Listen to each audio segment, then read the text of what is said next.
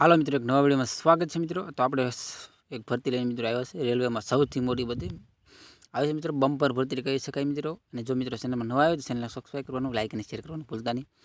તમામ આપણે મિત્રો આ વિડીયોમાં વાત કરવાના છીએ, આ ભરતી કઈ રીતના છે બધી તમામ વિગત। તો ઘણી બધી જગ્યાઓ છે મિત્રો, છેલ્લી તારીખ છે 2 મહિના સુધી ફોર્મ ભરવાનું છે।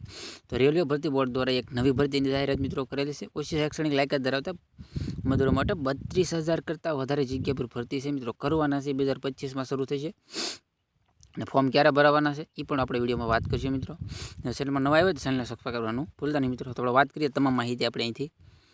તો મિત્રો વાત કરીએ જગ્યાઓ કેટલી છે, શૈક્ષણિક લાયકાત, ઉંમર મર્યાદા કઈ રીતની, અરજી પ્રોસેસ કઈ રીતના રહેવાની છે, અરજી ફી શું રહેવાની છે, પસંદગી પ્રક્રિયા કઈ રીતના, અગત્યની તારીખે ક્યારે ફોર્મ ભરાવાના છે અને ફોર્મ કઈ રીતે ભરવા મિત્રો, કઈ વેબસાઇટ ઉપર, એ પણ આપણે વિડીયોમાં વાત કરીશું। તો વિડીયોમાં કન્ટિન્યુ બનાવી રહ્યો।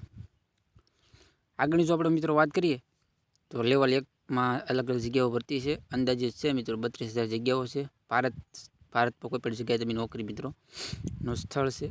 23 જાન્યુઆરીથી અરજી કરવાની શરૂઆત મિત્રો થવાની છે। અરજીની છેલ્લી તારીખ છે 22 ફેબ્રુઆરી, ફી ભરવાની છેલ્લી તારીખ 22 ફેબ્રુઆરી છે અને અરજી તમારે ઓનલાઈન કરવાની રહેશે મિત્રો। તો ખાસ કરીને ભૂલતા નહીં। જગ્યાઓને આપણે આગળ મિત્રો વાત કરી પ્રમાણે જગ્યાઓ છે તો 32,000 પ્લસ જગ્યાઓ મિત્રો છે, એની જાહેરાત કરેલી છે। ખાસ કરી શૈક્ષણિક લાયકાતની મિત્રો છે મિનિમમ છે મિત્રો 12 પાસ પ્લસ તમે ITI કરેલું હોય તો પણ તમારા ચાન્સીસ વધારે રહેવાની સંભાવના છે। તો ખાસ કરીને ITI વાળા ઉમેદવારો માટે સરસ એવી ભરતી મિત્રો કહી શકાય।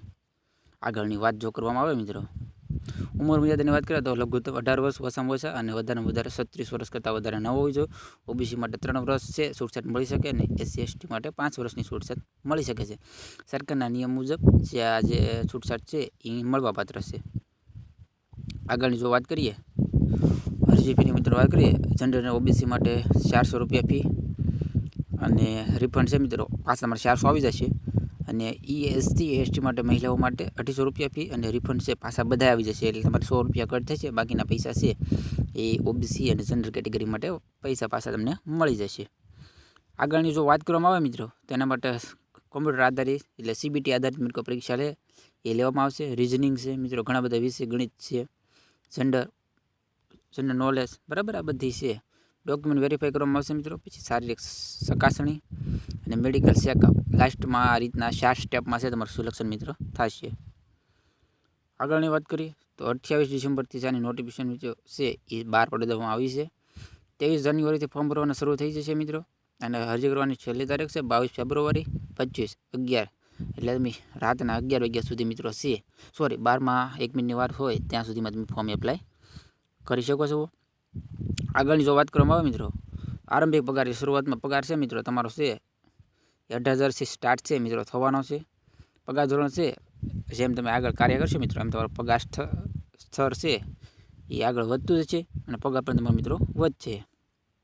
આગળની વાત કરીએ તો જોઈન માટે ફોર્મ ભરવા માટે ઓફિશિયલી વેબસાઇટ પર મિત્રો આવી દીધી છે। આ વેબસાઇટ ઉપર જઈને તમે સરળતાપૂર્વક મિત્રો ફોર્મ અહીંથી ભરી શકશો। માન્ય ઈમેલ ID અને મોબાઈલ નંબર રજીસ્ટ્રેશન કરવાનું રહેશે મિત્રો। રજીસ્ટ્રેશન કર્યા બાદ તો તમારે ફોર્મ મિત્રો અહીંયા ભરવાનું રહેશે। તો ખાસ કરીને આ વિડીયો હતો વધુ શેર કરો તો બીજા પણ જે રેલવે ભરતી નોકરી કરવા માંગતા ઉમેદવારો માટે સરસ એવી ભરતી મિત્રો બહાર પાડવામાં આવેલી છે। મળીને વિડીયોમાં, જય હિન્દ।